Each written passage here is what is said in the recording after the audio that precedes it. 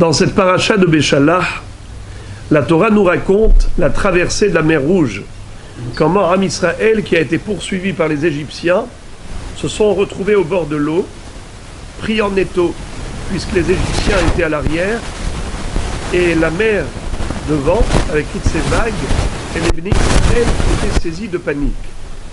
Mais Akadosh Baruch Hu a donné à Moshe Rabbeinu l'ordre de lever son bâton, sa main, et de fendre les eaux de la mer Rouge.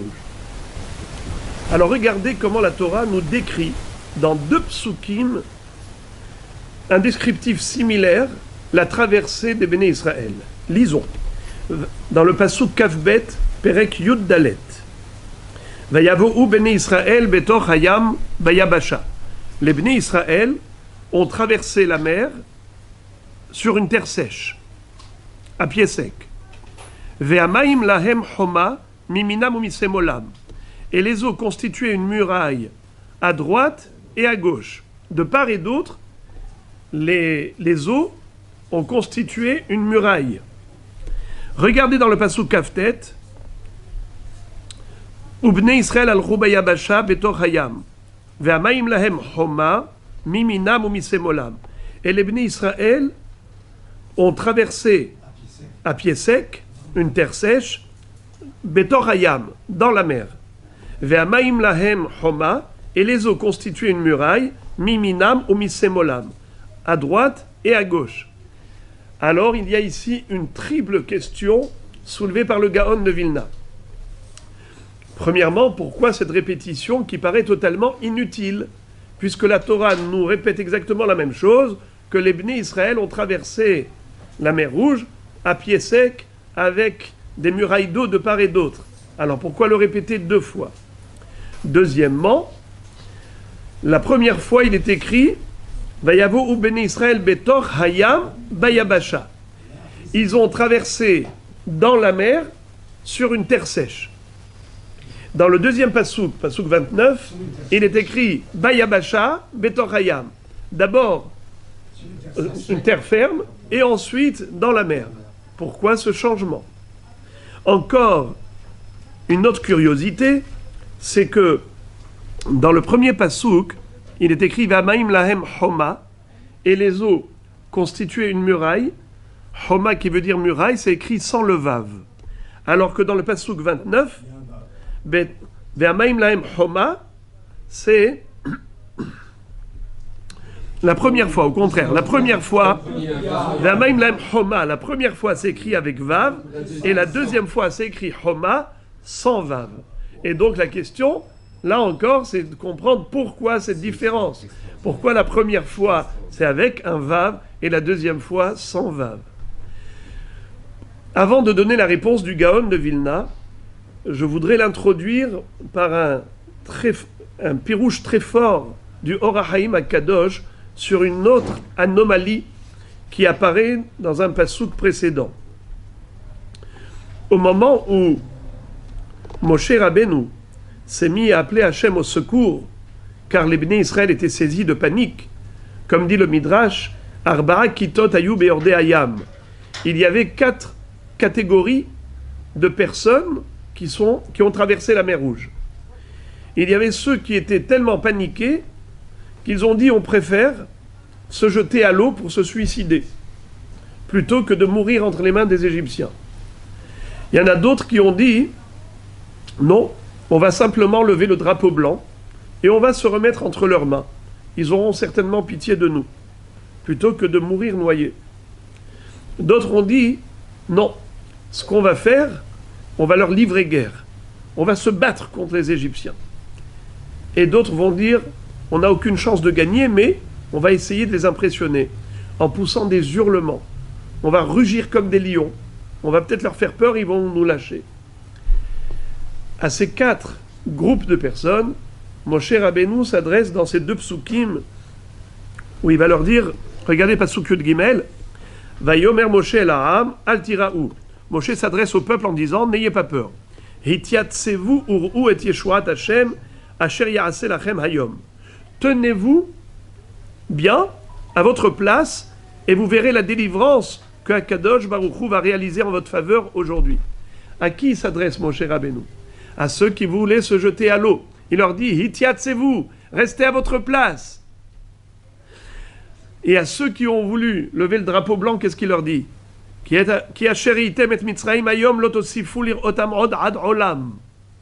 Si vous étiez en Égypte, ce sera pour la dernière fois. Vous verrez les Égyptiens pour la dernière fois. Car ils vont se noyer. Ceux qui ont voulu livrer guerre, il leur a dit Hashem ilahem lachem. C'est Dieu qui combattra pour vous. Et à ceux qui ont voulu crier, pousser des cris et des hurlements, il leur a dit Ve'atem taharishun. Vous, sheket. Chut. Alors, nous voyons ici que les Bnei Israël étaient vraiment paniqués. Et Moshe Rabbeinu appelle Hachem au secours. Regardez le pasuk Tedvav. Vayomer Hachem el Moshe. Ma titza'ak elai. Daber el Bnei Israël ve'isa'u. Hachem dit à Moshe, mais pourquoi tu t'adresses à moi? Pourquoi tu m'appelles au secours? Dis au Bnei Israël d'avancer. Et après il lui dit, Ve'ata harem et matecha untet yadecha alayam ubka'ehu. Ve'yavo'u Bnei Israël betoch hayam bayabasha. Et toi, tu lèveras ton bâton, tu vas étendre ta main sur la mer pour fendre les eaux et que les Bnei Israël avancent betoch hayam bayabasha, dans la mer, sur une terre sèche. Le Or HaChaim HaKadosh va dire, Moshe Rabbeinu était en train de prier. Hachem lui dit, mais pourquoi tu m'appelles au secours? Pourquoi tu pries? Pourquoi tu t'adresses à moi? Le Or HaChaim HaKadosh dit, mais à qui faut-il s'adresser lorsqu'on est dans la détresse, si ce n'est pas à Kadosh Baruch Hu? Minam metzar karatiyah anani bamerhavia. Quand je suis dans la détresse, j'appelle à Kadosh Baruch Hu qui me répond dans la largesse. Donc Moshe Rabbeinu réagit convenablement. Quelle est quelque part la plainte d'Hachem à son égard, presque un reproche? Pourquoi? En plus, qu'est-ce qu'il lui dit? Dis au Bnei Israël d'avancer. Et toi, après tu vas lever ton bâton, ta main, tu vas fendre les eaux. Mais c'est juste le contraire qu'il fallait faire. D'abord, fends les eaux, et ensuite tu dis au Bnei Israël d'avancer. Rabbi Haïm ben Attar, le Or HaChaim HaKadosh, donne un pirouche lumineux. Il dit que Am Israël, à ce moment-là, se retrouvait dans un très grand danger. Pas uniquement dans ce monde, sur le plan terrestre, physique, matériel, c'est que là-haut, dans le ciel, le Satan accusait Israël en disant « Maître du monde, pourquoi veux-tu sauver Israël et noyer les Égyptiens ?» A priori, ils sont tous coupables. « Halalu avdei avodazara, ve halalu avdei avodazara, mipnema elu nitba'im ve elu nitzolim. » Les Bnei Israël ont commis la faute de l'idolâtrie tout autant que les Égyptiens. Pourquoi donc veux-tu sauver Israël et noyer les Mitzriim? C'est injuste. Comme nous le savons, que Akadosh Baruch Hu a créé le Satan pour remplir son rôle de procureur, d'accusateur. Il ouvre les dossiers devant Hachem dans le tribunal céleste. Alors Hachem dit à Moshe, en réalité, Ma titzak elai, pourquoi tu t'adresses à moi? Le problème est le suivant, c'est que moi, je ne peux pas maintenant sauver Israël, car ils ne sont pas méritants, vu l'accusation du Satan. Il n'y a qu'une seule chose qui pourrait contrebalancer cette accusation, c'est que Am Israël puisse faire preuve de Emuna Shelema, de confiance en Dieu, pour démontrer juste le contraire. Si l'Amidat Hadin prétend qu'ils étaient des idolâtres, eh bien qu'ils démontrent qu'ils sont des croyants, fils de croyants. Et que leur émouna est tellement forte qu'ils sont capables d'avancer dans l'eau, dans la mer, avant même que les eaux ne soient fendues. Juste sur la base de la promesse divine. Kadosh Baruch Hu dit, avancez dans l'eau et vous verrez le miracle. Mais comment? Normalement, l'être humain, il a besoin de voir pour croire. Eh bien non. Hachem attend de la part du Ham Israël une émouna tellement forte, c'est qu'ils voient devant eux l'océan, ils voient devant eux la mer avec toutes ses vagues, et ils avancent, hommes, femmes et enfants, jeunes et vieux. S'ils sont capables de cela, Daber el Beni Israël, Veyavohu betor hayam bayabasha, qu'ils avancent dans la mer avant qu'elle ne devienne Yabasha, terre sèche. Quelle a été finalement, concrètement, la réalité? Il y avait deux catégories, deux groupes. Il y avait ceux qui étaient Ma'aminim bene Ma'aminim, comme Nachshon ben Aminadav, qui s'est jeté à l'eau. Lui était le chef de la tribu de Yehuda. Il avance dans la mer jusqu'à ce qu'il arrive aux narines. L'eau atteint les narines. Il va dire « Oshia Hashem ki ba'u ma'im ad nafesh » Akadosh Baruch Hu, délivre-nous, car l'eau a atteint l'âme. Si Akadosh Baruch Hu, tu nous sauves pas maintenant, ça y est, on va se noyer. Il n'y a que toi qui peux venir à notre secours. Le Shevet Yehuda a avancé le premier. Haïta Yehuda le Kodsho, Israël Mamshelotav. Alors en effet, la mer s'est ouverte à ce moment-là. Mais il y avait sur le rivage, au bord de l'eau, d'autres juifs qui étaient là, mais qui étaient sceptiques, qui avaient peur, qui n'avaient pas le courage d'avancer dans l'eau. Ceux-là, ils ont dit non, on attend que d'abord la mer s'ouvre. Et donc là, on va avancer sur une terre sèche au milieu de l'eau. Alors là, c'est par rapport à ces deux catégories-là que la Torah nous dit, le passouk Kafbet, il parle des croyants, et le passouk Kaftet, il parle des sceptiques. Regardez, on relit. Vayavohu bene Israël betor hayam bayabasha. Ve'amayim lahem choma miminam umisemolam. Quel est l'ordre? Betor hayam, avant que ce soit Yabasha. Eh bien, pour eux, pour ces gens-là qui étaient ma'aminim, qui avaient une confiance parfaite en Dieu, Hamaim lahem choma, les eaux constituaient une muraille de protection. Choma avec Vav. Tandis que le pasuk Kaftet, regardez comment la Torah nous décrit. Ubnei Israël alchou bayabasha betor hayam.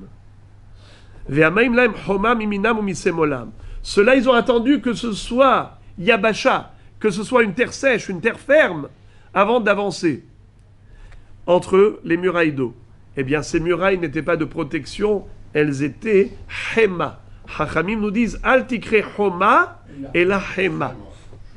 Homa qui est sans vav peut se lire Hema. Que veut dire Hema? Colère. Ces murailles d'eau étaient en colère contre eux.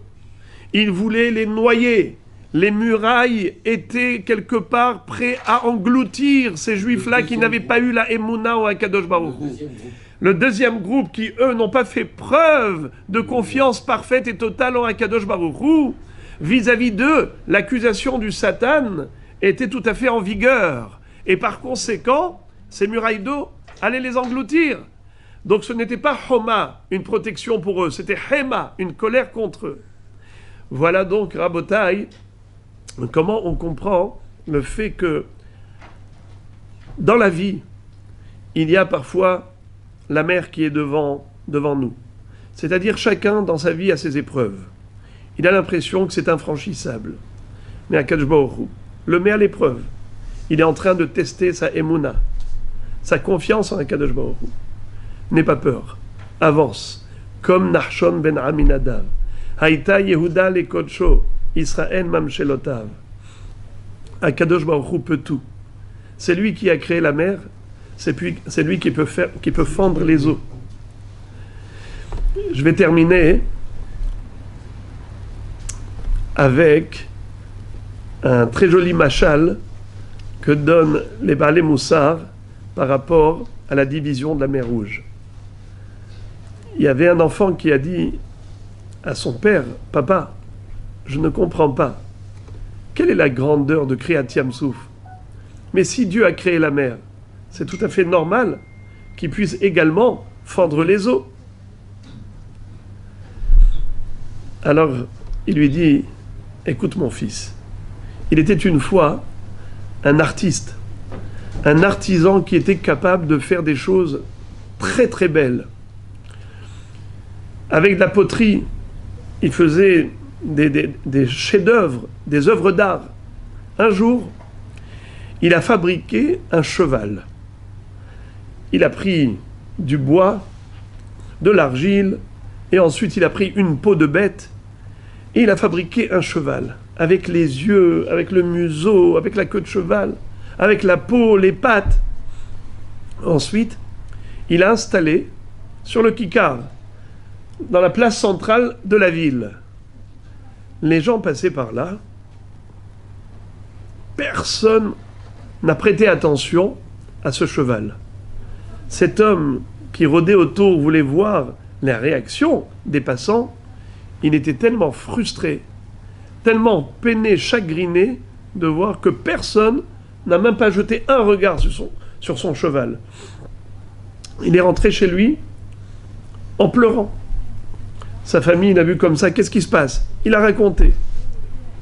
Ils lui ont dit, mais au contraire, ce silence est un compliment.